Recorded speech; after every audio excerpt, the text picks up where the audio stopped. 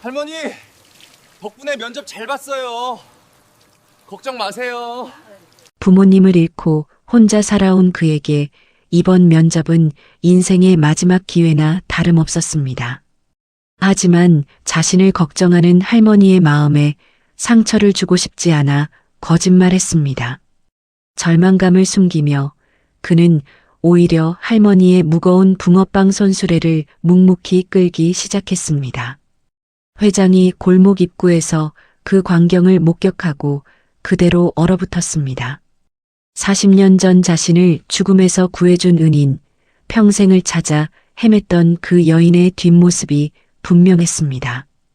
회장은 주저앉아 오열했습니다. 도대체 무슨 일이 있었던 걸까요? 오늘 이야기 궁금하시다면 무료로 할 수 있는 좋아요 버튼 눌러주세요. 행복한 일들만 되돌아올 거예요. 새벽 4시 원룸 천장에서 떨어지는 물방울 소리가 도윤의 잠을 깨웠습니다. 양철 대야에 떨어지는 물소리는 마치 시계 초침 소리처럼 규칙적이었죠. 도윤은 눈을 뜨지 않은 채 한숨을 내쉬었습니다. 벌써 사흘째였어요. 집주인에게 연락했지만 돌아온 답은 늘 같았습니다. 다음 주에 고쳐준다. 조금만 참아달라. 휴대폰 화면이 켜지며 새로운 알림이 떴습니다. 월세 독촉 문자였죠. 이번 달도 열흘이나 밀렸다는 내용이었습니다. 도윤의 눈가가 떨렸어요. 통장 잔고는 253원. 내일 아르바이트비가 들어온다 해도 월세를 내기엔 턱없이 부족했습니다. 몸을 일으키려는데 등줄기를 타고 차가운 기운이 올라왔습니다. 전기장판이 또 고장났어요. 스위치를 몇 번 눌러봤지만 소용없었죠. 도윤은 이불을 목까지 끌어올리고 몸을 웅크렸습니다. 11월 말에 찬 공기가 뼛속까지 파고들었어요. 할 수 있다. 할 수 있어. 도윤은 떨리는 목소리로 자신에게 말했습니다. 오늘도 면접이 있었거든요. 벌써 23번째 도전이었습니다. 편의점 시계가 저녁 8시 50분을 가리키고 있었습니다. 도윤은 도시락 코너 앞에서 시간을 기다렸어요. 10분만 더 있으면 반값 할인이 시작되거든요. 배에서 꼬르륵 소리가 났지만 참았습니다. 어제도 그제도 이 시간을 기다렸으니까요. 학생, 뭐 찾으세요? 편의점 직원이 물었습니다. 도윤은 어색하게 웃으며 고개를 저었어요. 직원의 눈빛에서 동정이 느껴졌습니다.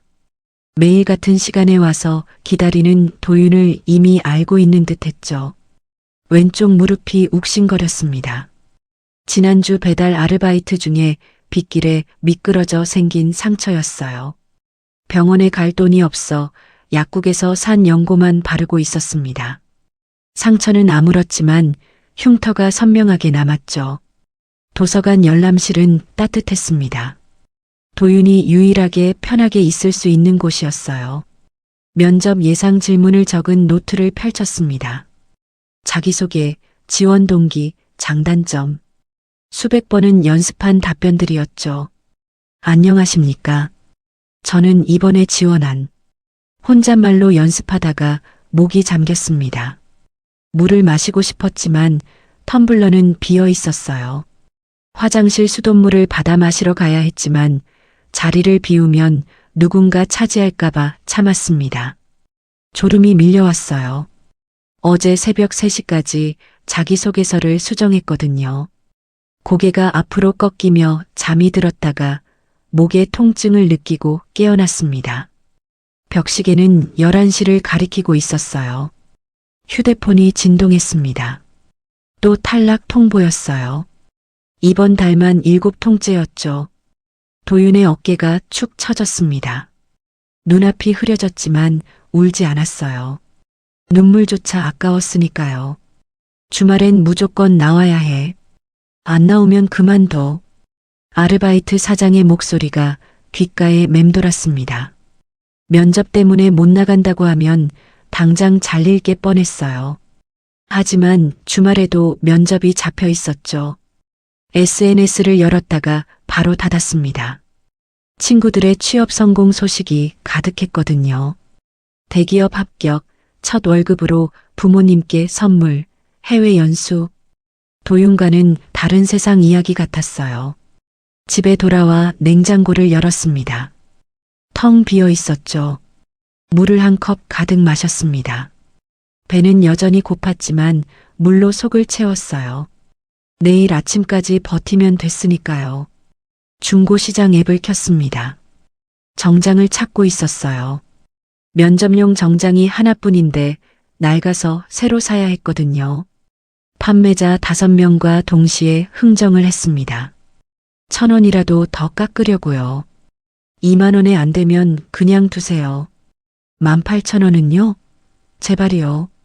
거울 앞에 섰습니다. 유일한 넥타이를 메어봤어요. 실밥이 여기저기 튀어나와 있었습니다. 가위로 조심스럽게 잘라냈지만 더 보기 흉해졌죠. 책상 위에는 신문 스크랩이 가득했습니다. 면접 관련 기사를 오려서 붙여놓은 것들이었어요.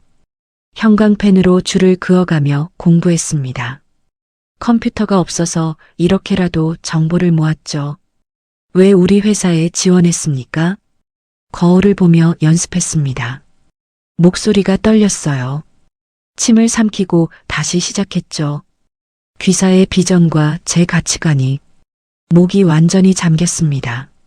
따뜻한 물이라도 마시고 싶었지만 가스비가 아까워 참았어요.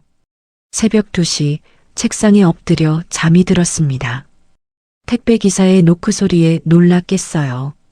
시계를 보니 아침 9시. 면접 준비를 해야 했습니다.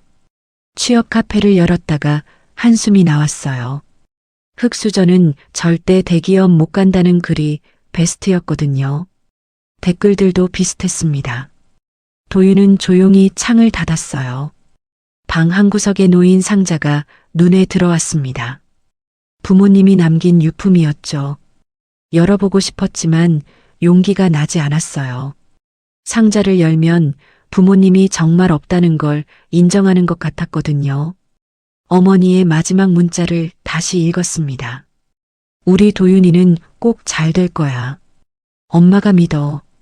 눈물이 흘렀습니다. 이 문자를 읽으며 잠든 게 벌써 수백 번째였어요. 면접 전날 밤 프로필 사진을 찍으려고 거울 앞에 섰습니다. 밤새 울어서인지 눈이 퉁퉁 부어 있었어요. 차가운 숟가락을 눈에 대봤지만 소용없었죠. 거울에 금이 가 있었습니다. 도윤의 얼굴이 2개로 갈라져 보였어요. 다림질을 하며 중얼거렸습니다. 할 수 있다. 이번엔 꼭 될 거야. 면접용 구두를 들어 올렸습니다. 바닥창이 떨어져 있었어요. 순간 접착제를 찾아 붙였지만 제대로 붙을지 의문이었죠. 그래도 이 구두밖에 없었습니다. 회사 홈페이지를 다시 열었어요. 건물 사진, 복지제도, 직원들의 웃는 얼굴. 도윤도 저곳에서 일하고 싶었습니다. 간절했어요. 내일은 꼭 합격할 거야. 도윤은 불 꺼진 방에서 천장을 바라봤습니다. 물방울이 계속 떨어졌어요. 똑똑똑. 마치 시간이 흐르는 소리 같았죠. 내일이면 모든 게 달라질 거라고 도윤은 믿고 싶었습니다. 반지하 방 특유의 곰팡이 냄새가 코를 찔렀어요. 기침이 나왔습니다. 창문을 열고 싶었지만 밖은 더 추웠죠. 도윤은 이불을 뒤집어 쓰고 눈을 감았습니다. 내일은 정말 다를까요? 23번의 실패 뒤에 성공이 있을까요? 도윤은 알 수 없었습니다. 하지만 포기할 수는 없었어요. 어머니의 마지막 문자가 가슴속에서 불씨처럼 타오르고 있었으니까요. 휴대폰 긴급재난 알림이 요란하게 울렸습니다. 기록적인 폭우 경보였어요. 도윤은 창밖을 내다봤습니다. 하늘에서 물을 쏟아붓는 것처럼 비가 내리고 있었죠. 오늘이 하필 면접 날이라니. 도윤의 가슴이 쿵쾅거리기 시작했습니다.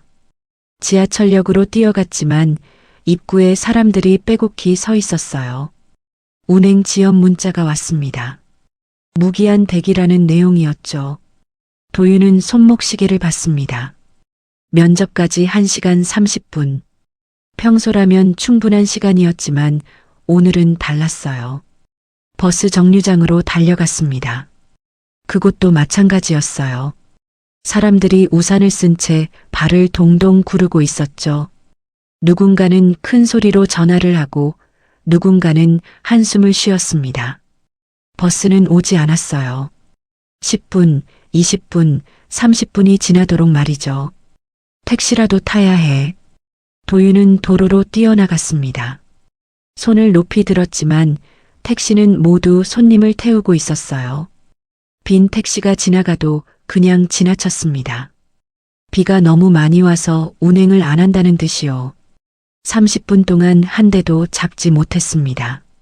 길은 이미 강이 되어 있었어요. 빗물이 발목까지 차올랐습니다. 하수구는 물을 삼키지 못하고 역류하고 있었죠. 도윤의 구두 속으로 물이 들어왔어요. 차갑고 축축한 느낌이 발가락 사이로 스며들었습니다. 시계는 계속 돌아갔어요. 면접까지 1시간. 도윤의 이마에 땀이 맺혔습니다. 비인지 땀인지 구분이 안 됐죠. 다리가 떨렸어요. 이번 면접을 놓치면 또 언제 기회가 올지 몰랐으니까요. 뛰어가자. 뛸 수밖에 없어. 도윤은 우산을 펼치고 뛰기 시작했습니다.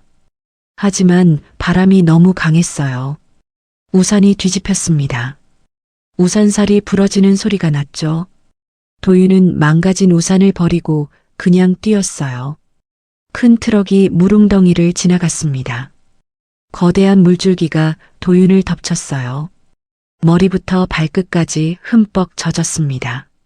정장이 몸에 달라붙었죠. 도윤은 멈춰서서 자신을 내려다봤어요. 면접을 보러 가는 사람이 아니라 물에 빠진 생쥐 같았습니다. 언덕 아래를 지나가던 중이었어요. 누군가 힘겹게 무언가를 끌고 있는 모습이 보였습니다. 가까이 가보니 할머니였어요.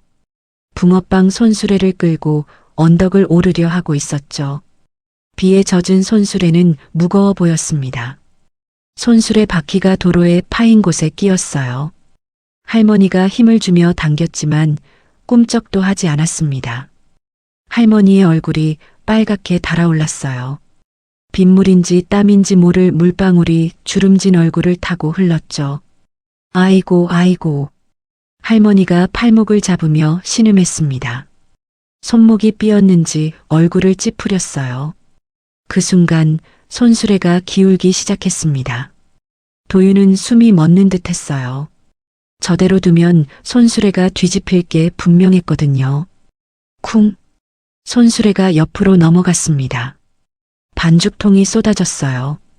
하얀 반죽이 빗물과 섞여 도로 위로 흘러내렸습니다. 붕어빵 틀도 굴러떨어졌죠. 할머니가 균형을 잃고 미끄러졌어요. 도윤은 생각할 겨를도 없었습니다. 몸이 먼저 움직였어요. 할머니를 향해 뛰어들었습니다. 한 손으로는 할머니의 팔을 잡고 다른 손으로는 완전히 넘어가려는 손수레를 붙잡았어요. 온 힘을 다해 균형을 잡으려 했습니다. 바지가 찢어지는 소리가 났어요. 무릎이 아스팔트에 쓸렸습니다. 따가운 통증이 올라왔죠. 피가 빗물과 섞여 흘러내렸어요. 하지만 도윤은 놓지 않았습니다. 할머니가 다치면 안 됐으니까요. 가스통이 굴러가기 시작했습니다. 도로 한가운데로 향하고 있었어요. 차가 지나가면 큰 사고가 날 수 있었죠. 도윤은 발을 뻗어 가스통을 막았습니다. 온몸에 힘이 들어갔어요. 팔이 떨렸습니다. 지나가던 사람들이 있었어요. 우산을 쓴 채 잠깐 쳐다보더니 그냥 지나갔습니다. 아무도 도와주지 않았죠. 도윤은 이를 악물었어요. 혼자서라도 해내야 했습니다. 아이고, 젊은이. 면접 늦겠어요. 그냥 가세요. 할머니의 목소리가 떨렸습니다. 눈가에 눈물이 맺혔어요. 도윤을 보는 눈빛에는 미안함이 가득했죠. 괜찮아요, 할머니. 제가 도와드릴게요. 도윤은 억지로 웃으며 말했습니다. 정장은 이미 엉망이었어요. 진흙이 묻고 찢어지고 빗물에 젖어 있었죠. 하지만 할머니를 그냥 둘 수는 없었습니다. 비에 젖은 손수레는 평소보다 2배는 무거웠어요. 도윤은 온 힘을 다해 손수레를 세웠습니다. 등에서 땀이 비 오듯 흘렀어요. 숨이 턱까지 차올랐죠. 그래도 멈추지 않았습니다. 언덕 위까지 손수레를 끌어올렸어요. 팔이 떨렸습니다.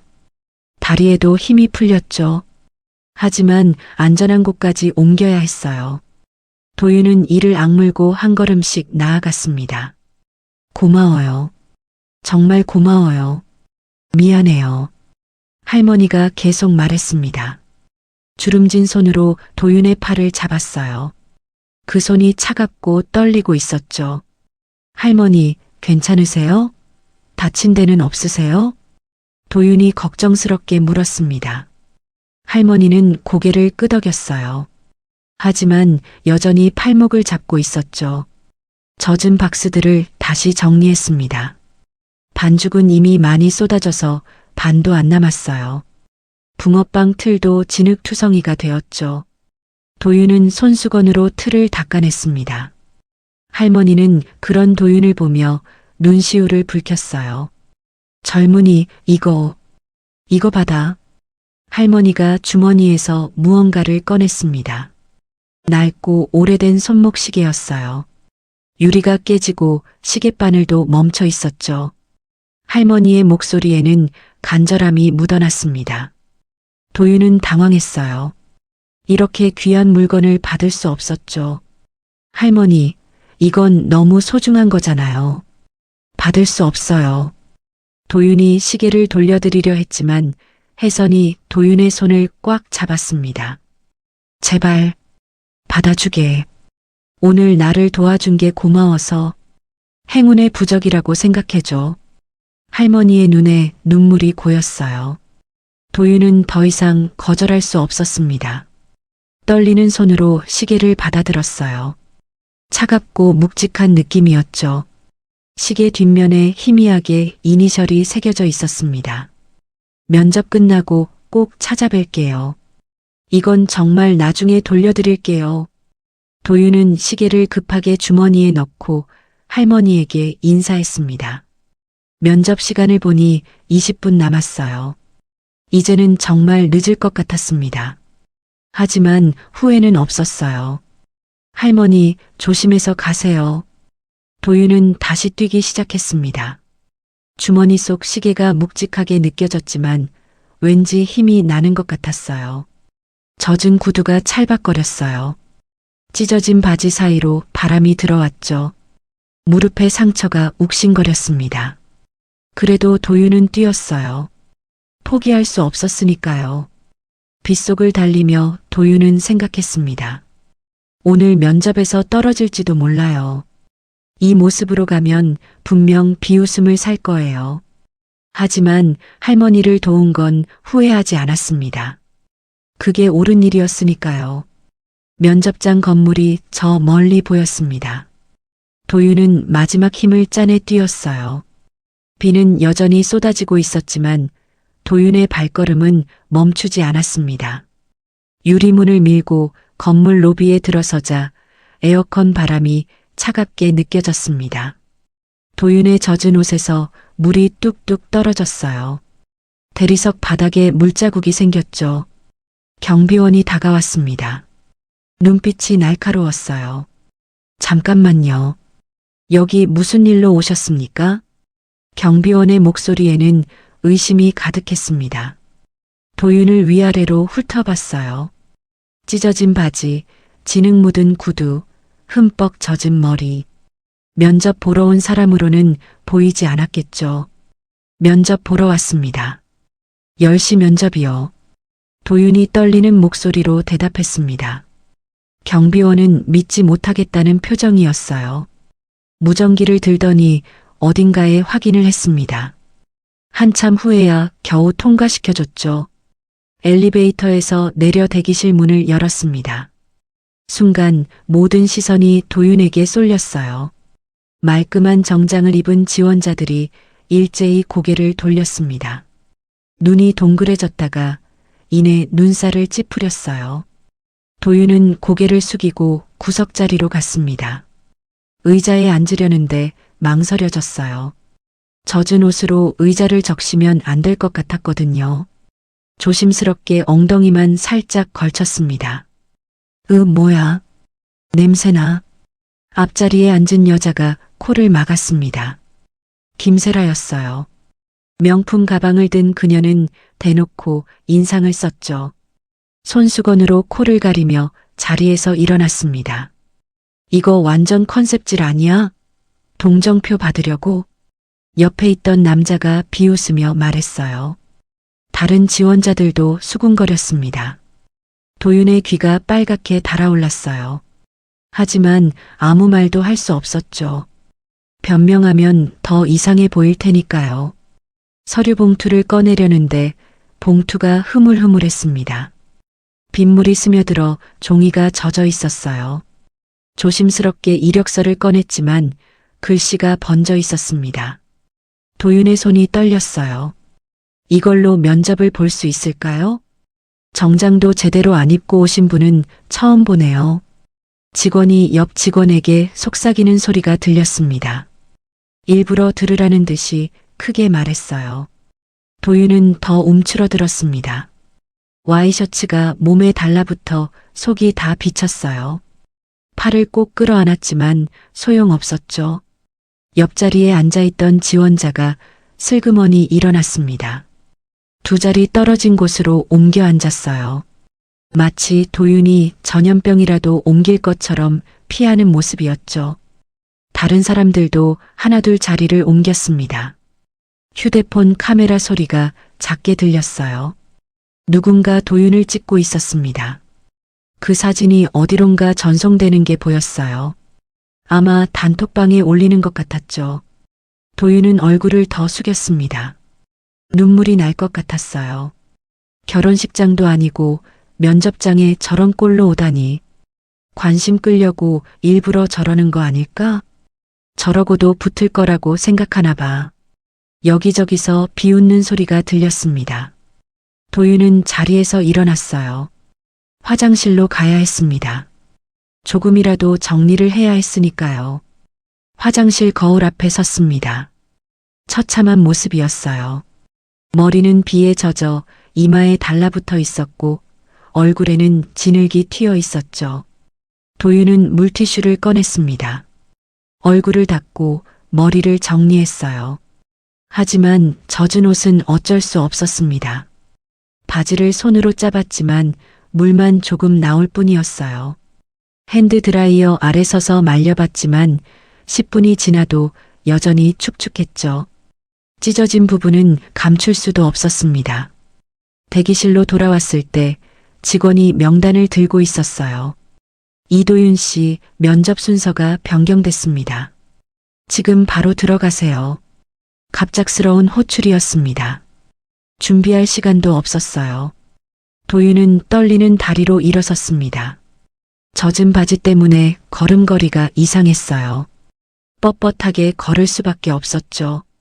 면접실 문 앞에 섰습니다. 세라가 뒤에서 일부러 문을 세게 닫았어요. 도윤의 어깨가 문틀에 부딪혔습니다. 아팠지만 참았어요. 뒤돌아볼 수도 없었습니다. 문을 열고 들어가자 면접관들의 표정이 굳었습니다. 특히 가운데에 앉은 인사 전무 오기문의 얼굴이 일그러졌어요. 눈썹을 찌푸리며 도윤을 쳐다봤죠. 이게 뭡니까? 왜 이런 복장으로 오셨죠? 첫 질문부터 비난이었습니다. 오기문의 목소리는 차가웠어요. 다른 면접관들도 못마땅한 표정이었죠. 도윤은 침을 삼켰습니다. 죄송합니다. 오는 길에 사고가 있었습니다. 돕다가 그만. 그래서요?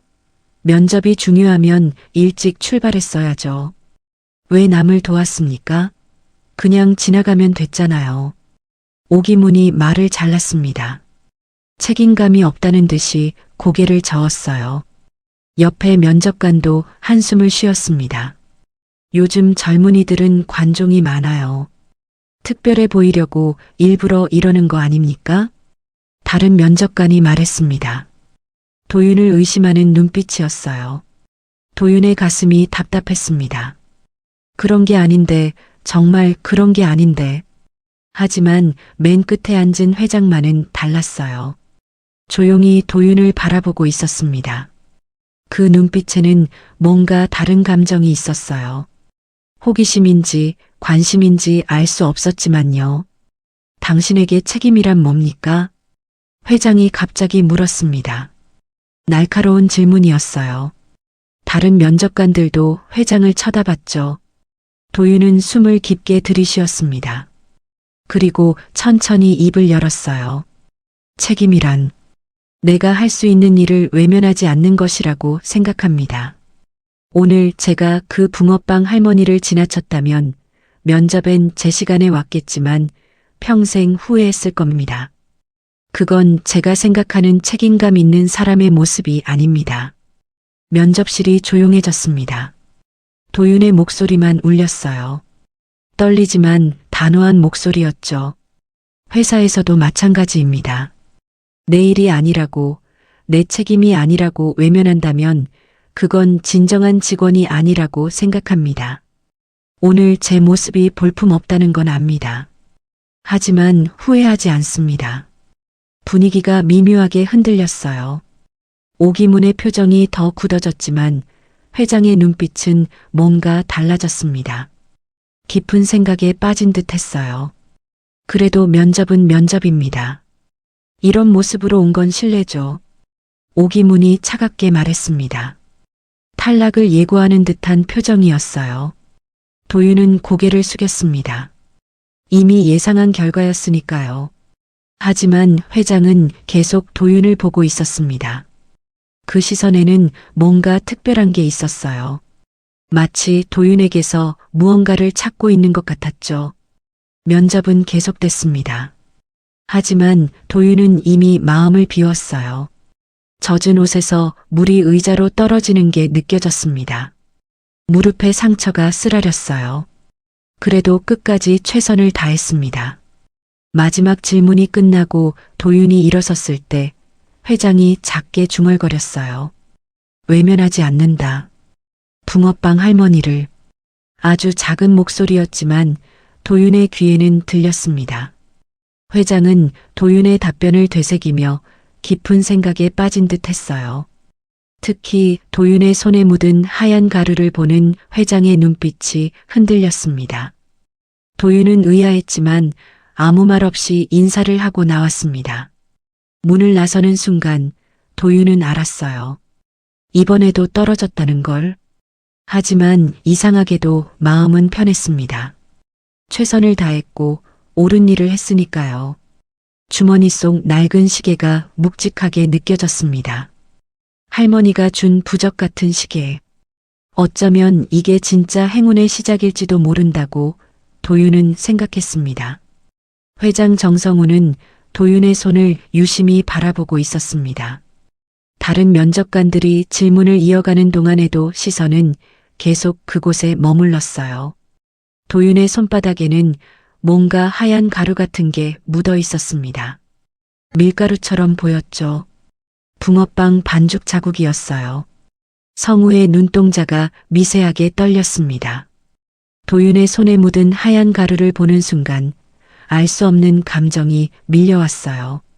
빵 반죽 같은 그 자국이 왜인지 낯설지 않았습니다. 40년 전의 기억이 아련하게 스쳐 지나갔지만 명확하게 떠오르지는 않았어요.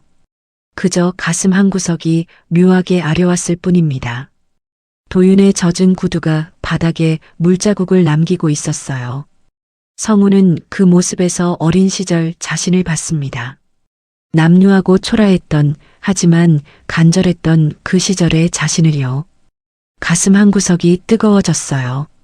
저는 항상 최선을 다하려고 노력합니다. 도윤이 대답하는 중이었습니다. 최선이라는 단어에 성우의 어깨가 움찔했어요. 그 빵집 주인도 똑같은 말을 했었거든요. 사람은 늘 최선을 다해야 해요라고 그 따뜻한 목소리가 귓가에 울리는 듯 했습니다. 탁! 성우가 들고 있던 펜이 테이블 아래로 떨어졌습니다. 손이 떨렸던 거예요. 다른 면접관들이 놀라 쳐다봤지만 성우는 아무렇지 않은 척 했습니다. 도윤이 재빨리 몸을 숙여 펜을 주었어요. 그때 성우는 도윤의 손등에 난 상처를 봤습니다. 선명한 빨간 상처였죠. 아까 할머니를 도우면서 다친 상처였어요. 성우의 숨이 멎는 듯 했습니다. 감사합니다. 김훈이 회장의 눈치를 살폈습니다. 평소와 다른 회장의 모습에 당황한 듯 했어요. 다른 임원들도 서로 눈빛을 주고받았죠. 뭔가 이상한 분위기였습니다. 성우는 한동안 말이 없었어요. 깊은 생각에 빠진 듯 눈을 감았다가 떴습니다. 머릿속에서는 40년 전 그날이 생생하게 재생되고 있었어요. 따뜻한 빵 냄새, 다정한 목소리, 그리고 자신을 살려준 그 손길. 도윤이 일어서서 인사를 하고 나갈 때까지 성우는 시선을 떼지 못했습니다. 그 뒷모습에서 무언가를 찾고 있는 것 같았어요. 아니, 누군가를 찾고 있었는지도 모릅니다. 문이 닫히자마자 성우는 비서를 불렀어요. 방금 나간 지원자 이도윤 씨 정보를 가져오세요. 지금 당장. 목소리에 급박함이 묻어났습니다. 비서는 놀랐지만 바로 움직였어요. 김훈이 의아한 표정으로 물었습니다. 회장님, 무슨 일이십니까? 저 지원자가 뭐라도. 성우는 대답하지 않았어요. 그저 창밖을 바라볼 뿐이었죠. 빗줄기는 여전히 굵었습니다. 마치 40년 전 그날처럼요. 비서가 서류를 가져왔습니다. 성우는 떨리는 손으로 서류를 펼쳤어요. 이도윤, 26살, 부모님 모두 돌아가심, 현재 혼자 거주. 주소는?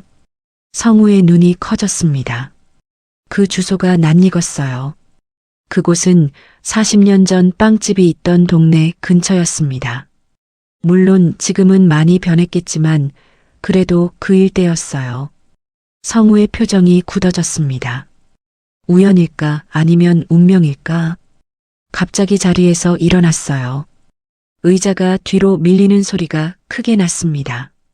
임원들이 놀라 쳐다봤죠. 성우는 문을 향해 걸어가다가 멈췄어요. 지금 뛰쳐나가면 이상하게 보일 거였습니다. 회장님, 괜찮으십니까? 김훈이 걱정스럽게 물었어요. 다른 임원들도 웅성거렸습니다. 회장이 이렇게 동요하는 모습은 처음이었거든요. 성우는 심호흡을 했습니다.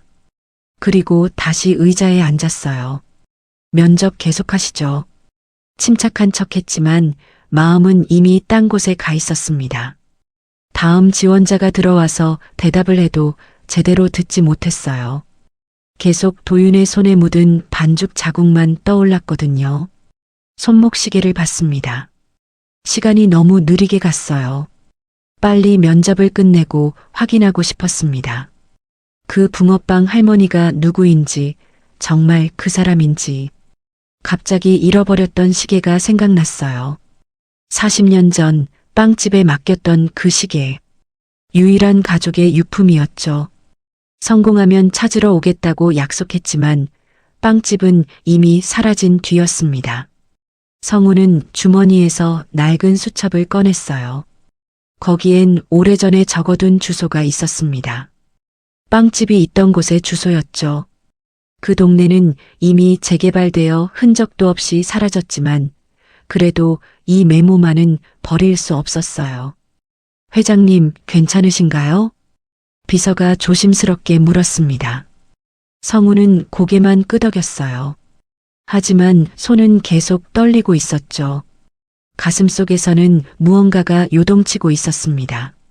면접이 끝날 때까지 성우는 한마디도 하지 않았어요. 그저 멍하니 앉아있을 뿐이었죠. 머릿속은 온통 과거와 현재가 뒤엉켜 있었습니다. 도윤이라는 청년, 그가 도운 붕어빵 할머니, 그리고 40년 전 자신을 구해준 빵집 주인. 이 모든 게 연결되어 있는 건 아닐까? 성우는 확인해야 했습니다. 반드시 확인해야 했어요.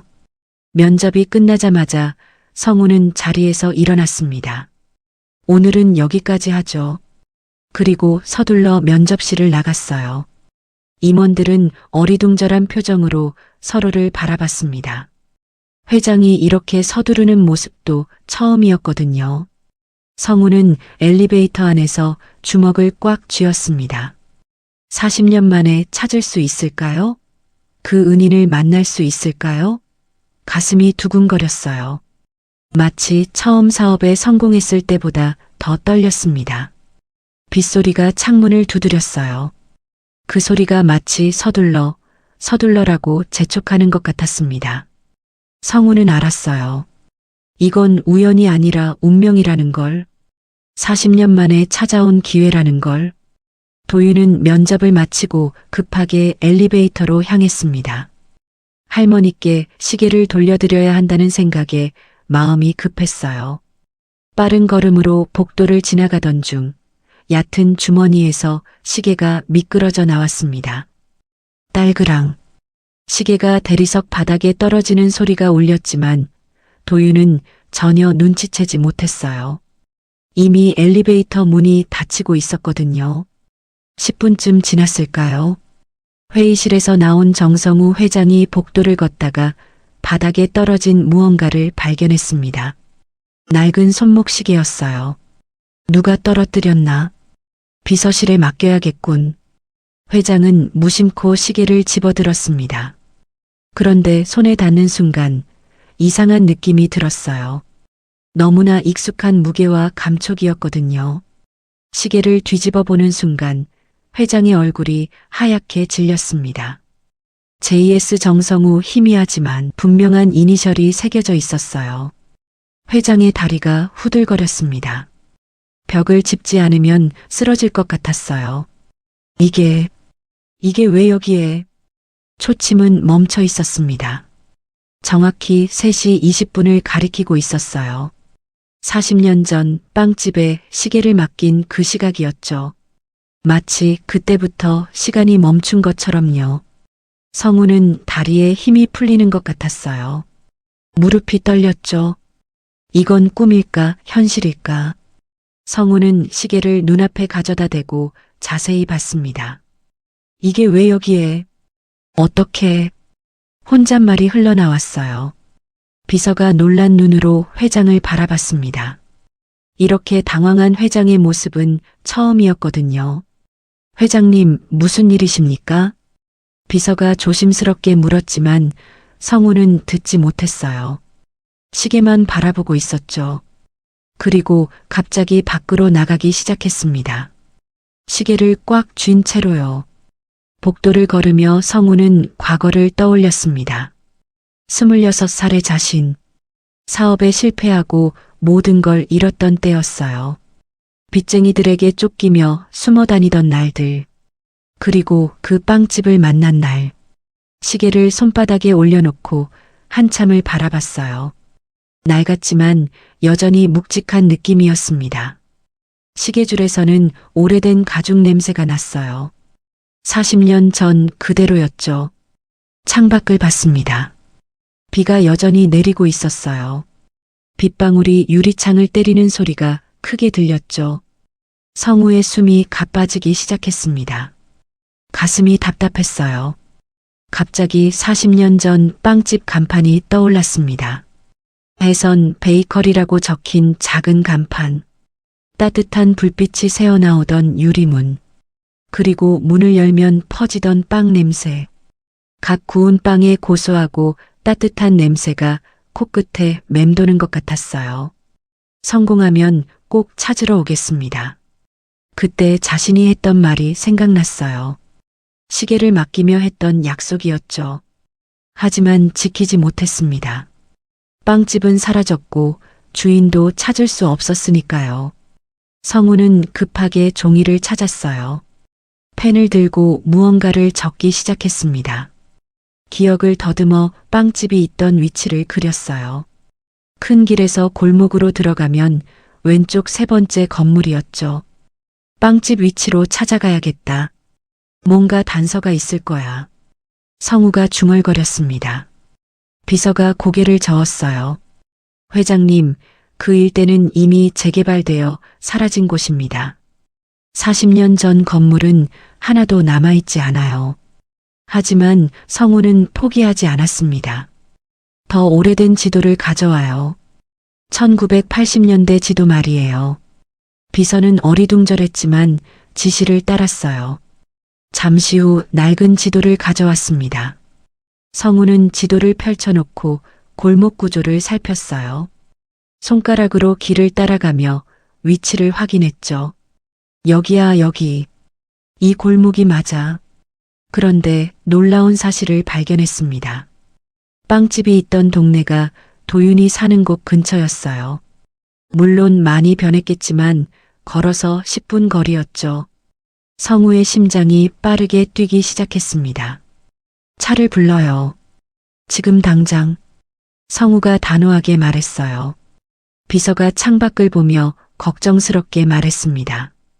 회장님, 지금 비가 너무 많이 옵니다. 위험해요.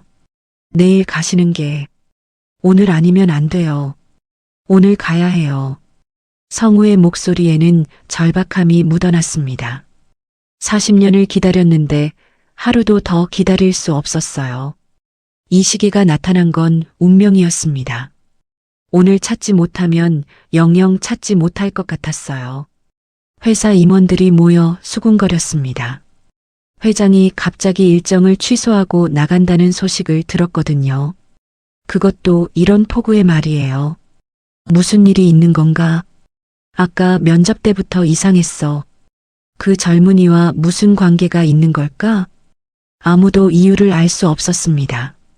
평소 냉정하고 이성적인 회장이 이렇게 감정적으로 행동하는 건 처음이었으니까요. 성우는 시계를 가슴에 품었어요. 차가운 금속의 감촉이 느껴졌습니다. 하지만 이상하게도 따뜻했어요. 마치 누군가의 온기가 남아있는 것처럼요. 엘리베이터를 타고 지하 주차장으로 내려갔습니다. 운전기사가 놀란 표정으로 맞이했어요. 회장님, 이런 날씨에 어디를? 묻지 마요. 그냥 출발해요. 성우의 목소리는 단호했습니다. 더 이상의 질문은 허락하지 않는다는 듯이요. 차가 빗속으로 나아갔어요. 와이퍼가 쉴 새 없이 움직였지만 앞이 잘 보이지 않았습니다. 하지만 성우는 조급해했어요. 더 빨리 가고 싶었죠. 시계를 다시 봤습니다. 여전히 멈춰 있었어요.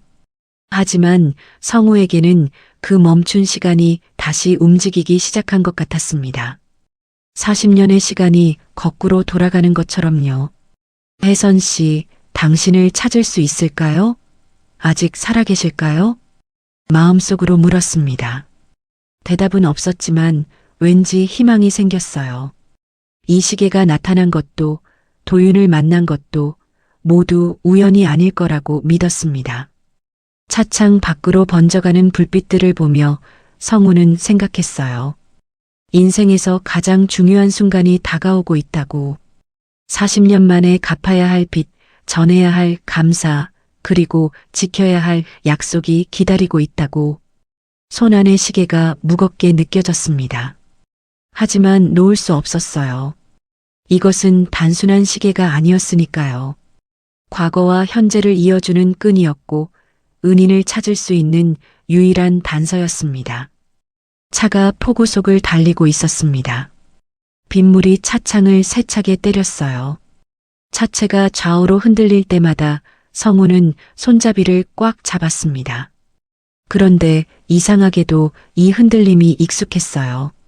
마치 40년 전으로 돌아간 것 같았죠. 눈을 감자 과거가 선명하게 떠올랐습니다. 1985년 겨울, 26살의 정성우. 첫 사업에 모든 걸 걸었던 젊은이였어요. 하지만 실패했습니다. 투자금은 물론이고 빌린 돈까지 모두 날렸죠. 하루아침에 빈털터리가 되었어요. 빚쟁이들이 매일 찾아왔습니다. 문을 두드리고 전화를 하고 길에서 기다렸어요. 성우는 도망 다녔습니다. 친구 집, 찜질방, 공원 벤치를 전전했죠. 겨울이었는데도 추위보다 빚쟁이들이 더 무서웠어요. 사흘째 아무것도 먹지 못했습니다. 주머니엔 동전 몇 개뿐이었어요. 물로만 배를 채웠지만 한계가 있었죠. 어지러움이 심해졌고 다리에 힘이 풀렸습니다. 그날도 비가 왔어요. 오늘처럼 차갑고 매서운 비였죠. 한 빵집 앞을 지나다가 그만 쓰러졌습니다. 무릎이 꺾이면서 바닥에 주저앉았어요. 일어서려 했지만 몸이 말을 듣지 않았죠. 빵 냄새가 코를 찔렀습니다. 너무 배가 고파서 냄새만으로도 현기증이 났어요. 그때 문이 열렸습니다. 젊은 여자가 나왔어요. 박혜선이었죠. 24살의 혜선은 앞치마를 두르고 있었습니다. 밀가루가 묻은 손으로 성우의 어깨를 잡았어요. 괜찮아요?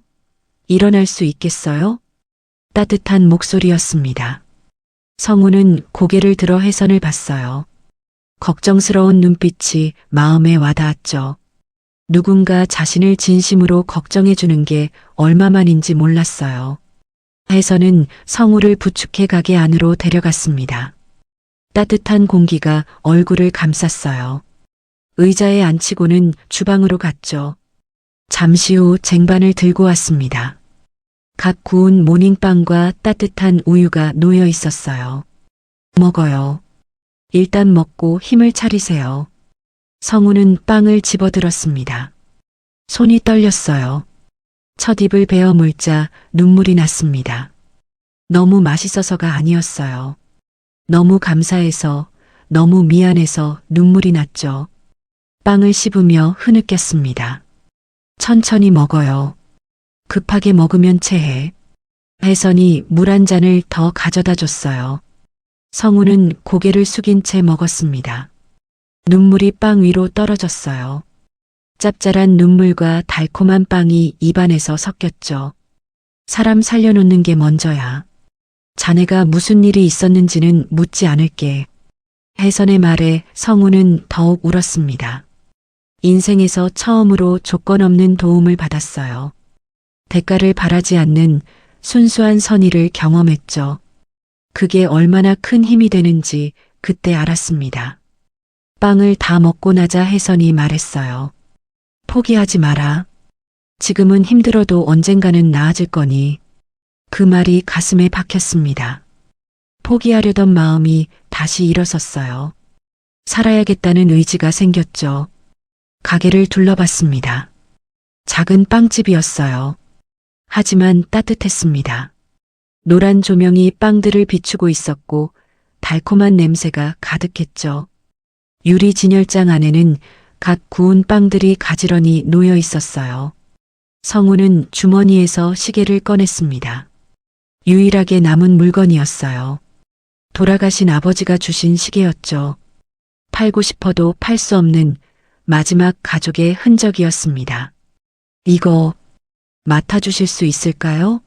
꼭 찾으러 올게요. 혜선이 의아한 표정으로 시계를 받았어요. 굳이 이런 걸 맡길 필요는. 부탁이에요. 제가 다시 일어설 수 있다는 약속이에요. 성공하면 꼭 찾으러 오겠습니다. 성우의 진심이 전해졌는지 혜선은 고개를 끄덕였어요. 시계를 소중히 받아 서랍에 넣었죠. 성우는 그 후 정말 열심히 살았습니다. 밤낮 없이 일하고 공부하고 노력했어요. 혜선의 말대로 포기하지 않았죠. 그리고 마침내 사업에 성공했습니다. 작은 회사를 세웠고 점점 키워나갔어요. 5년이 지난 어느 날 드디어 안정을 찾은 성우는 빵집을 찾아갔습니다. 이제야 당당하게 시계를 찾으러 갈 수 있었거든요. 가슴이 두근거렸어요. 혜선에게 성공했다고 자랑하고 싶었습니다. 하지만 빵집이 있던 자리는 텅 비어 있었어요. 건물이 철거된 지 오래된 듯 잡초만 무성했죠. 성우는 믿을 수 없어 주변 가게를 찾아다니며 물었습니다.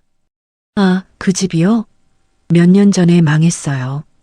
남편이 남긴 빚 때문에 결국 가게를 접었다던데. 어디로 가셨는지 아세요? 글쎄요.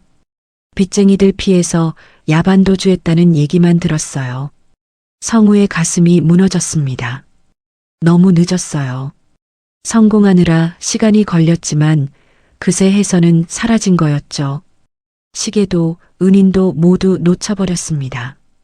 빵집이 있던 자리에서 한참을 서성였어요.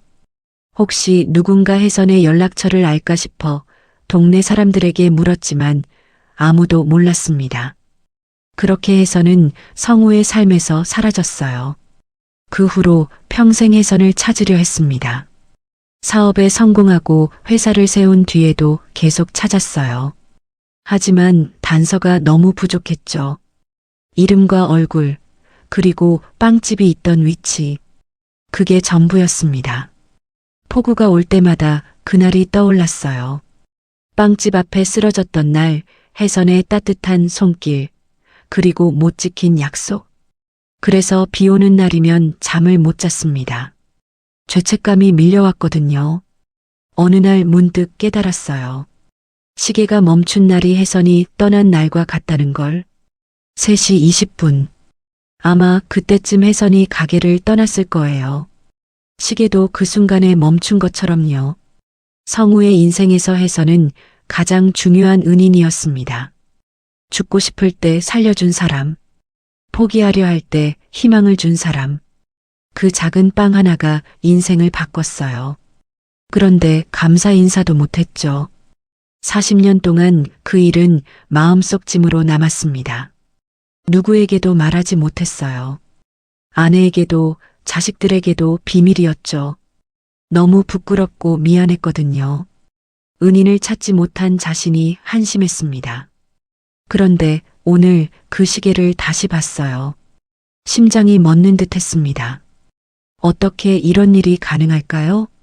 도윤이라는 청년이 가져온 시계, 그리고 붕어빵 할머니 이야기, 모든 게 연결되어 있는 것 같았어요. 차가 멈췄습니다. 도착한 거예요. 성우는 시계를 가슴에 품고 차에서 내렸습니다. 빗속으로 뛰어들었어요. 40년 만에 찾아온 기회를 놓칠 수 없었으니까요. 아주머니, 이번엔 꼭 찾을게요. 꼭 감사 인사를 하고 싶어요. 빗소리에 묻혀 들리지 않는 말이었지만 성우는 간절히 외쳤습니다. 손 안의 시계가 뜨겁게 느껴졌어요. 마치 살아있는 것처럼, 다시 뛰기 시작할 것처럼요. 혜선을 찾지 못한 죄책감이 다시 밀려왔습니다. 하지만 이번엔 달랐어요. 희망이 있었거든요. 시계가 돌아왔듯이 혜선도 찾을 수 있을 거라는 희망이요. 면접실을 나온 도윤은 급하게 엘리베이터를 탔습니다. 할머니께 시계를 돌려드려야 한다는 생각뿐이었어요.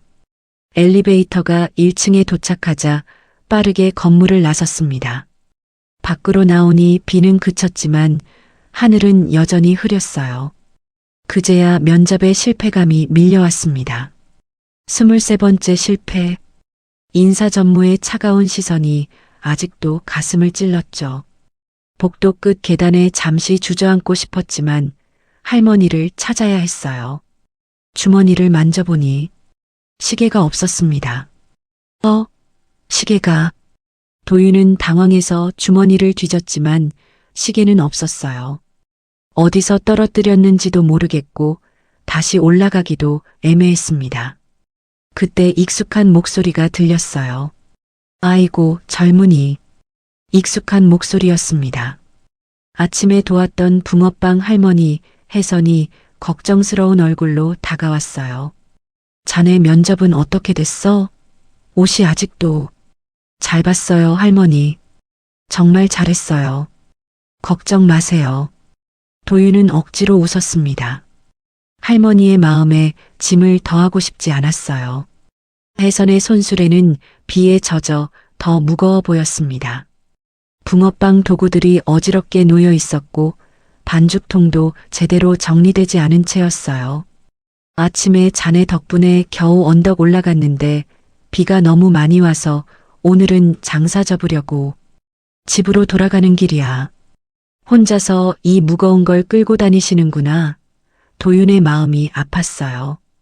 제가 끌어드릴게요. 도윤이 손수레를 잡자 혜선이 만류했지만 도윤은 이미 앞으로 나아가고 있었습니다. 무거운 손수레가 삐걱거렸어요. 그때였습니다. 할망구, 또 도망가려고? 술 냄새를 풍기는 중년 남자가 나타났어요. 빚쟁이였습니다. 이번 달도 미룰 거야? 40년이나 됐잖아. 빚쟁이가 손수레를 발로 찼습니다. 쨍그랑 폐지가 바닥에 쏟아졌어요. 혜선이 비틀거리며 뒤로 물러났습니다. 제발, 조금만. 닥쳐. 내 남편이 빌린 돈이야. 빚쟁이가 혜선의 팔을 거칠게 잡았습니다. 혜선이 아파하며 신음했어요. 나요. 뭐 하는 거예요? 도윤이 빚쟁이를 밀쳤습니다. 빚쟁이는 더 화를 내며 도윤을 넘어뜨렸어요. 무릎의 상처에서 다시 피가 났습니다. 그만해. 제발. 혜선이 울며 애원했지만 빚쟁이는 손수레를 완전히 뒤집었습니다. 붕어빵 반죽통이 터지며 하얀 반죽이 길바닥으로 흘렀어요. 경찰에 신고하겠습니다. 도윤이 휴대폰을 들었습니다. 빚쟁이가 욕을 하며 도윤에게 달려들려는 순간 멈춰. 낮고 떨리는 목소리가 울렸습니다. 정성우 회장이었어요. 건물을 나서다가 이 광경을 목격한 것입니다. 빚쟁이가 당황해 뒤로 물러났습니다. 경찰 사이렌 소리가 가까워지자 그는 욕을 하며 도망쳤어요. 혜선은 바닥에 주저앉아 흩어진 도구들을 주우려 했습니다. 떨리는 손으로 엎질러진 반죽을 보며 눈물을 흘렸어요. 성우는 천천히, 아주 천천히 다가갔습니다. 심장이 터질 것처럼 뛰었어요. 가까이서 본 혜선의 얼굴. 주름이 깊게 패이고 머리는 하얗게 변했지만 그 눈매는 분명했습니다. 혹시? 성우의 목소리가 떨렸습니다. 무릎이 후들거렸어요. 주머니에서 멈춘 시계를 꺼내 들었습니다. 3시 20분을 가리키는 시계바늘이 빗물에 젖어 반짝였어요. 혜선이 고개를 들었습니다. 시계를 본 순간 그녀의 눈이 크게 떠졌어요. 입술이 파르르 떨렸습니다. 그 시계. 혜선의 목소리가 갈라졌습니다. 믿을 수 없다는 듯 성우를 올려다봤어요. 늙은 남자의 얼굴에서 무언가를 찾으려 애썼습니다. 누구신지. 성우는 더 이상 서 있을 수 없었습니다. 무릎이 꺾이며 혜선 앞에 주저앉았어요. 눈물이 멈추지 않았습니다. 아주머니, 혹시 혜선 베이커리 하셨던 분 맞으시죠? 40년 전에 빵집 하셨던. 혜선의 눈이 흔들렸어요. 떨리는 손으로 가슴을 짚었습니다. 그때 비 오는 날 쓰러졌던 그 청년이. 네, 저예요. 그때 굶어서 쓰러졌던. 아주머니가 살려주셨잖아요. 빵 주시고 포기하지 말라고.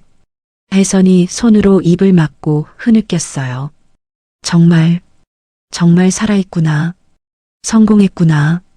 서로를 바라보며 울었습니다. 말이 필요 없었어요. 40년의 세월이 그들 사이에서 녹아내렸습니다. 죄송합니다. 정말 죄송합니다. 더 일찍 찾았어야 했는데. 성우가 혜선의 거친 손을 잡았습니다. 한때 따뜻한 빵을 건네주던 그 손이 이제는 차갑고 거칠었어요. 기다렸어. 꼭 올 거라고 믿었어. 정말 다행이야. 혜선의 말에 성우는 더욱 오열했습니다. 자신은 성공했는데 은희는 이렇게 살고 있다는 게 너무나 죄스러웠어요. 도윤은 충격에 빠져 두 사람을 바라봤습니다. 회장님이 무릎 꿇고 우는 모습, 할머니가 그를 알아보고 함께 우는 모습, 모든 게 꿈만 같았어요. 빗물과 눈물이 섞여 흘렀습니다. 엎질러진 반죽, 흩어진 폐지, 그 모든 것들 사이에서 두 사람은 40년 만에 재회했어요. 성우가 떨리는 목소리로 말했습니다. 이제 제가 모시겠습니다. 더 이상 이런 고생하지 마세요. 제발. 해서는 성우의 어깨를 잡으며 고개를 저었어요. 이렇게 무릎 꿇으면 안 돼. 자네가 뭘 잘못했다고. 뭐가 중요합니까? 당신이 없었으면 저는 이미 죽었을 사람입니다. 두 사람은 서로를 부축하며 일어섰습니다. 도윤이 다가와 손수레를 일으켰어요. 세 사람은 말없이 서로를 바라봤습니다. 하늘에서 다시 비가 내리기 시작했어요. 하지만 이번 비는 따뜻했습니다. 40년의 아픔을 씻어내는 정화의 비였어요. 성우는 혜선의 손을 잡은 채 일어섰습니다. 주름지고 거친 손이었지만 40년 전 자신을 살려준 그 따뜻한 손이 맞았어요. 혜선도 성우를 올려다봤습니다. 세월이 흘렀지만 그 눈빛만은 변하지 않았죠. 두 사람의 재회를 지켜보던 도윤은 충격에 빠져 있었어요. 면접장에서 봤던 그 위엄 있던 회장이 무릎을 꿇고 울고 있었습니다. 그것도 자신이 도운 할머니 앞에서 말이에요. 회장님, 할머니를 아세요? 도윤의 질문에 성우가 천천히 일어섰습니다. 그리고 깊은 숨을 쉬며 말했어요. 이분은 제 생명의 은인이십니다. 40년 전 제가 모든 걸 잃고 죽고 싶었을 때 저를 살려주신 분이에요. 성우는 주머니에서 시계를 꺼내 혜선에게 보였습니다. 멈춰버린 시계바늘이 3시 20분을 가리키고 있었죠. 이 시계 기억하시죠? 제가 맡겼던 시계예요. 성공하면 꼭 찾으러 오겠다고 약속했었는데. 혜선의 눈에서 눈물이 주르륵 흘렀습니다. 떨리는 손으로 시계를 받아들었어요. 기억나지? 매일 이 시계를 보면서 자네가 언젠가는 올 거라고 믿었어. 혜선이 떨리는 목소리로 말했어요. 그래서 빵집이 망한 후에도 이 근처를 떠나지 못했어. 혹시라도 내가 찾아올까봐. 붕어빵 장사라도 하면서 여기 있었던 거야. 성우의 가슴이 찢어지는 것 같았습니다. 자신을 기다리며 이 근처에서 힘들게 살아온 혜선이 너무 미안했어요. 도윤이 놀랐어요. 아침에 할머니가 자신에게 줬던 그 시계였거든요. 아, 그 시계. 제가 떨어뜨린 것 같아요. 어디서 떨어뜨렸는지. 성우가 시계를 들어보이며 말했습니다. 제가 주었습니다. 복도에 떨어져 있었어요. 이 시계 덕분에 아주머니를 찾을 수 있었습니다. 도윤이 놀란 표정으로 성우와 혜선을 번갈아 봤어요. 그럼 이 시계가 두 분을 이어준 거네요? 혜선이 고개를 끄덕였습니다. 운명이야. 내가 이 시계를 떨어뜨린 것도 이 사람이 죽게 된 것도 다 운명이었어. 성우는 다시 혜선을 바라봤어요. 40년의 세월이 그녀를 많이 변하게 했습니다. 한때 따뜻한 빵집을 운영하던 젊은 여인은 이제 폐지를 줍는 노인이 되어 있었죠. 어떻게 이렇게 사시게 된 겁니까? 성우의 목소리에는 죄책감이 가득했습니다. 혜선은 쓸쓸하게 웃었어요. 빵집이 망한 후 이것저것 해봤어. 남편이 사업한다고 빚을 많이 졌거든. 결국 갚지 못하고 일찍 세상을 떠났지. 그 빚 때문에 빵집도 잃고 집도 잃었어. 혜선이 한숨을 쉬며 말을 이었습니다. 나이가 들수록 할 수 있는 일이 없더라고. 그래도 살아야 하니까. 붕어빵 장사라도 하면서 살고 있지. 아직도 그때 빚쟁이들이 가끔 찾아와서 괴롭혀. 성우의 가슴이 찢어지는 것 같았습니다. 자신은 성공해서 회장이 됐는데 은희는 남편의 빚까지 떠안고 이렇게 어렵게 살고 있다니. 너무나 미안하고 죄스러웠어요. 제가 더 일찍 찾았어야 했는데. 정말 죄송합니다. 아주머니가 저를 도와주시고 이렇게 고생하신 거라면. 아니야, 내 탓이 아니야. 각자의 인생이 있는 거지. 혜선의 말에 성우는 더욱 울었습니다. 이렇게 선한 사람이 왜 이런 고생을 해야 하는지 이해할 수 없었어요. 경찰이 도착했습니다. 빚쟁이는 이미 도망간 후였지만 도윤이 찍은 영상이 있었어요. 경찰은 곧 빚쟁이를 잡겠다고 약속했죠. 아주머니, 이제부터는 제가 모시겠습니다. 더 이상 이런 고생하지 마세요. 성우가 간절히 말했지만 혜선은 고개를 저었어요. 나는 괜찮아요. 이렇게 사는 게 익숙해졌어. 그저 자네가 잘 지내고 있다는 걸 알게 된 것만으로도. 안 됩니다. 절대 안 돼요. 성우가 단호하게 말했습니다. 그리고 비서에게 전화를 걸었어요. 지금 당장 최고의 변호사를 불러주세요. 그리고 좋은 집도 알아봐 주시고요. 혜선이 당황해서 성우를 말렸습니다. 정말 괜찮아. 나는 괜찮지 않습니다. 제발 제 마음의 빚을 갚게 해주세요. 40년 동안 이 빚이 저를 얼마나 괴롭혔는지 아세요? 성우의 진심이 전해졌는지 혜선은 더 이상 거절하지 않았습니다. 도윤은 흩어진 반죽통을 주우며 두 사람을 바라봤어요.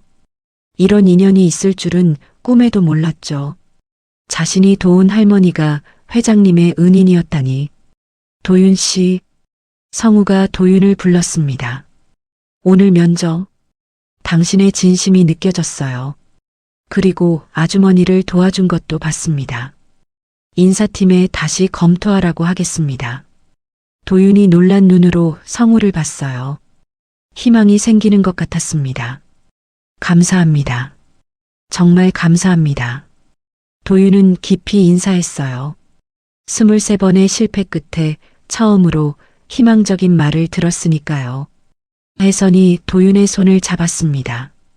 고마워, 젊은이. 자네 덕분에 이런 기적이 일어났어. 세 사람은 서로를 바라보며 웃었습니다. 비로 시작된 하루였지만 이제는 햇빛이 구름 사이로 비치고 있었어요. 마치 그들의 미래를 축복하는 것처럼요. 성우는 혜선의 손수레를 들어 올렸습니다. 그리고 말했어요. 이제 이런 건 하지 마세요.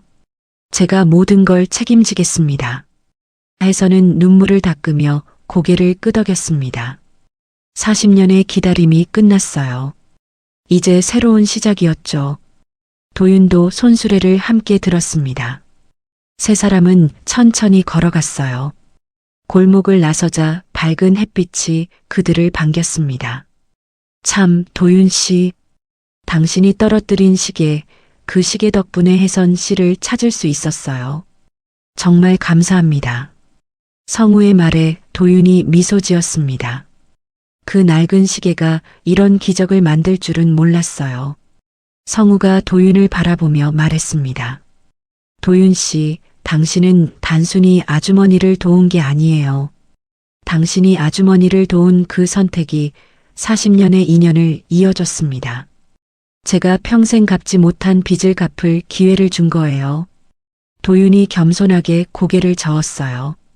저는 그저, 아니에요. 아주머니가 40년 전 저를 살렸듯이 당신은 오늘 아주머니를 살렸어요.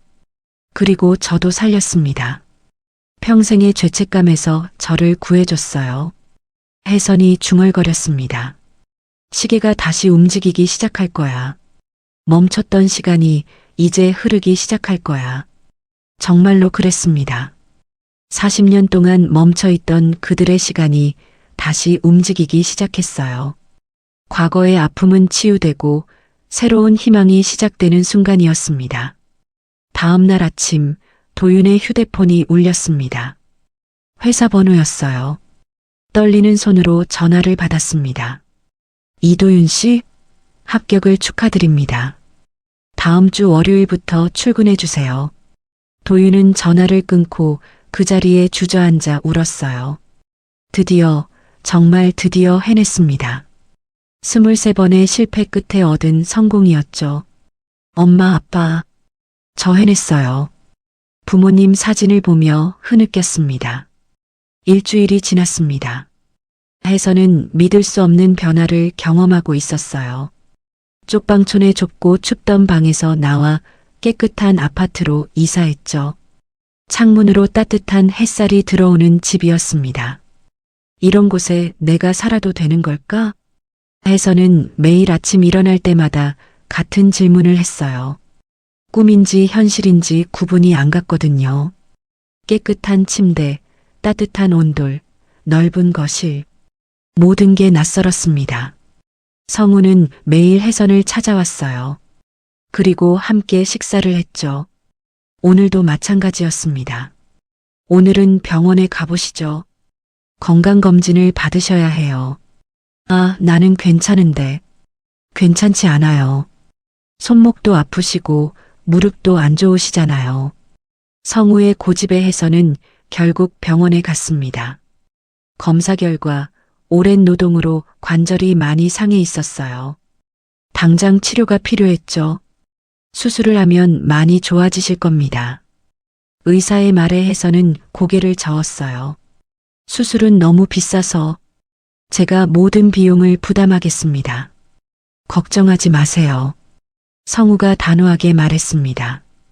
혜선은 눈물을 글썽이며 성우를 봤어요.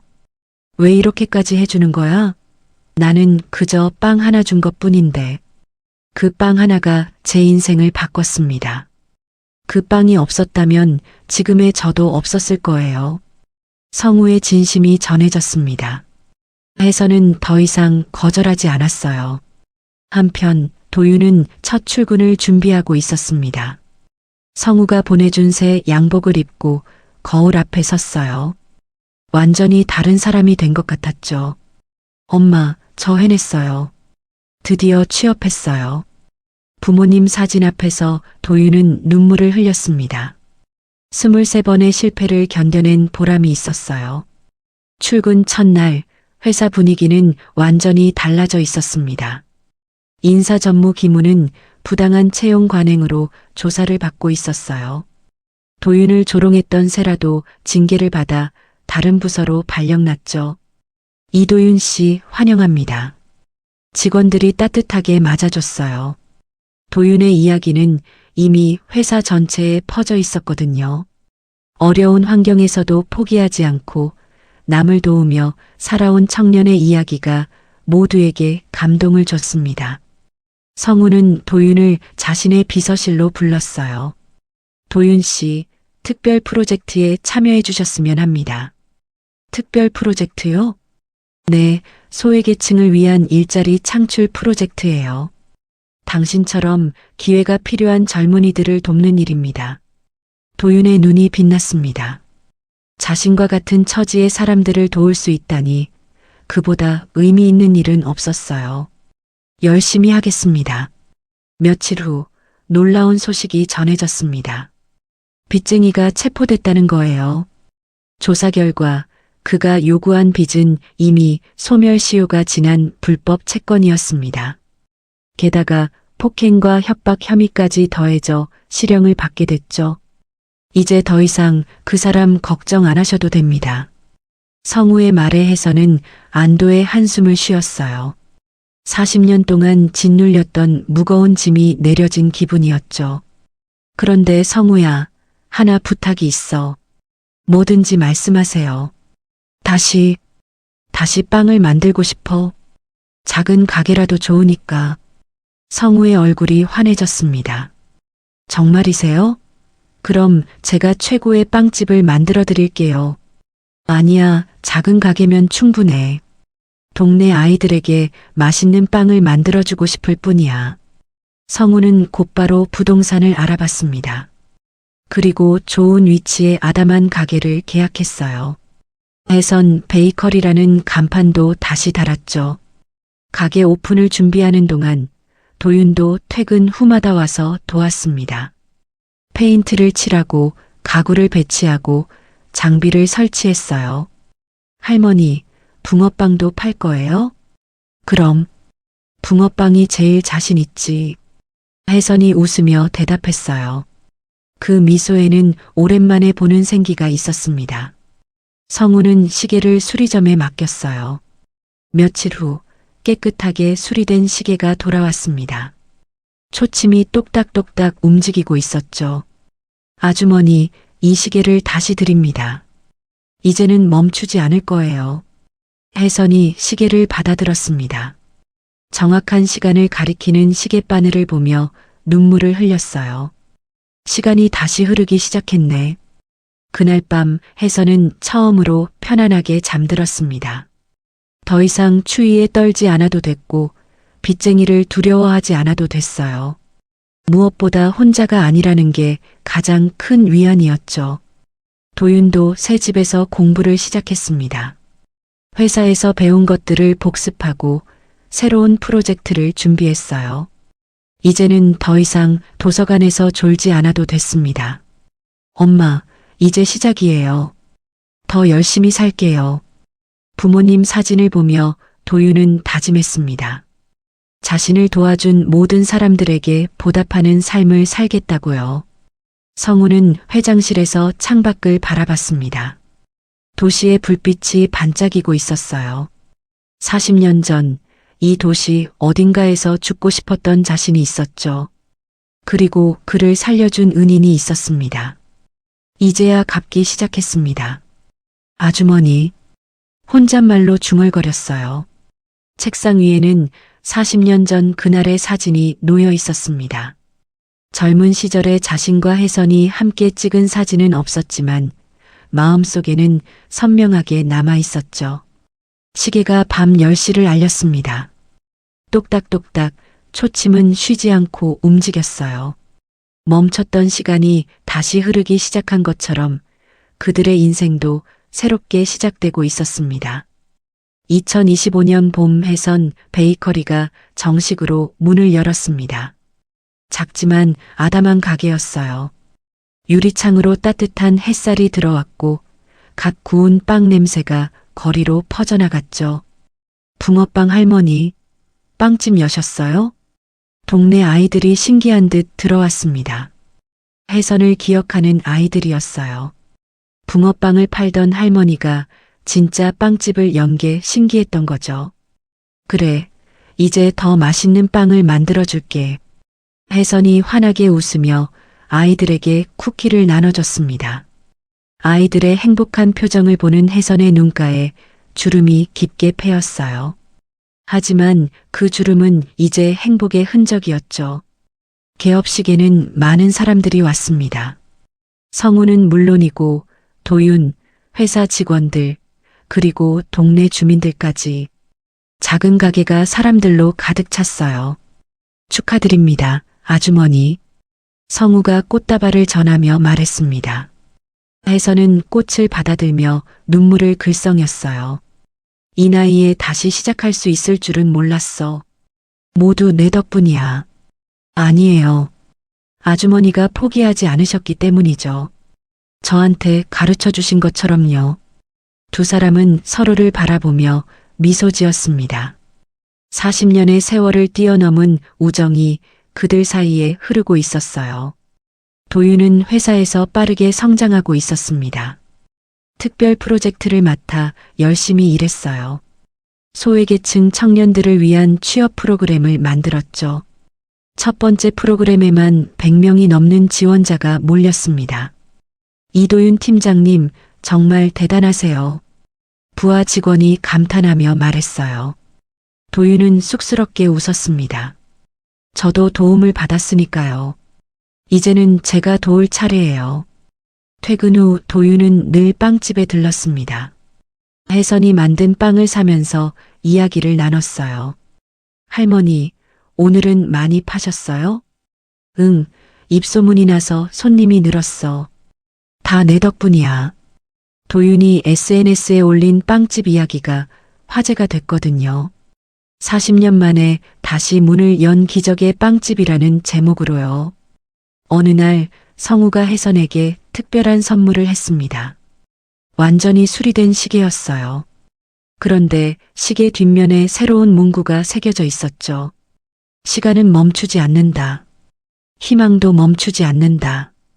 2025년 봄 새로운 시작을 축하하며 혜선은 시계를 가슴에 품고 울었습니다. 이제 정말 시간이 흐르기 시작했어. 멈췄던 40년이 다시 움직이기 시작했어. 시계의 초침이 똑딱똑딱 소리를 냈습니다. 생명력 있는 소리였어요. 마치 심장 박동 소리처럼 규칙적이고 힘찼죠.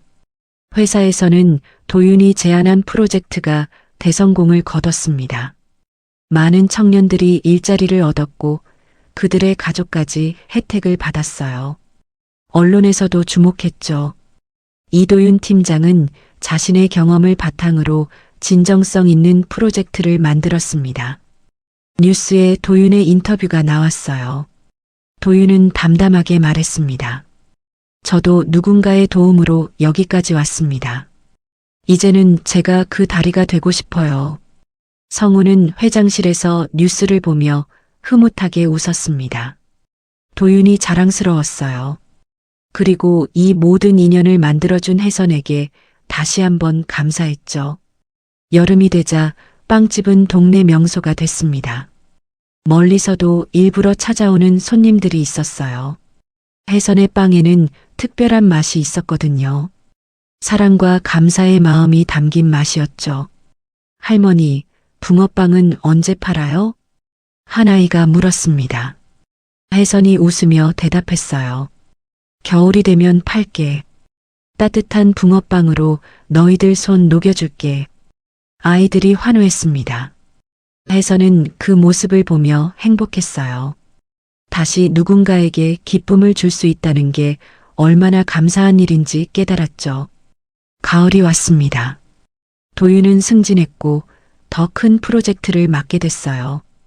이제는 전국적으로 확대되는 사업이었죠. 도윤 씨, 당신 덕분에 회사가 달라졌어요. 성우가 도윤을 칭찬했습니다. 도윤은 겸손하게 고개를 숙였어요. 회장님이 기회를 주셨기 때문입니다. 그리고 혜선 할머니가 계셨기 때문이고요. 세 사람은 정기적으로 만나 식사를 했습니다. 가족처럼 지냈어요. 혈연은 아니었지만 그보다 더 깊은 인연으로 맺어진 사이였죠. 세 사람은 정기적으로 만나 식사를 했습니다. 한 번은 식사 자리에서 성우가 말했습니다.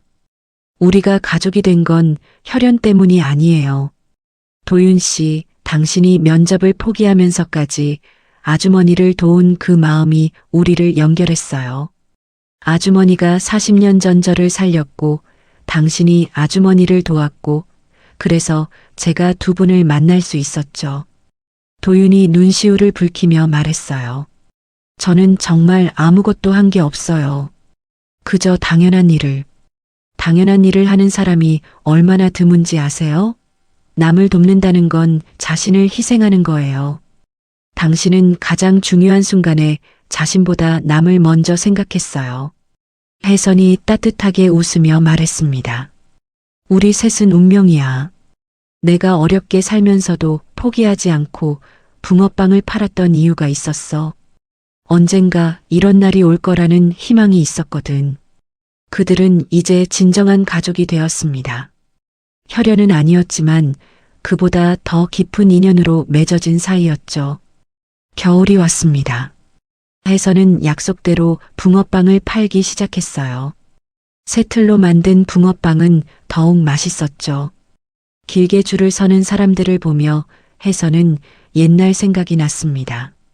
40년 전 겨울도 이렇게 추웠어. 혜선이 성우에게 말했습니다. 성우도 고개를 끄덕였어요. 네, 그때도 이렇게 추웠죠. 하지만 아주머니의 빵 덕분에 따뜻했어요. 두 사람은 서로를 바라보며 웃었습니다. 과거의 아픔은 이제 추억이 되었어요. 힘들었던 시간들이 오히려 그들을 더 강하게 만들었죠. 2025년 12월 31일 한 해의 마지막 날이었습니다. 성우, 혜선, 도윤은 함께 모여 새해를 맞이했어요. 내년에는 더 좋은 일들이 있을 거예요. 도윤이 희망차게 말했습니다. 혜선이 따뜻한 차를 따르며 대답했어요.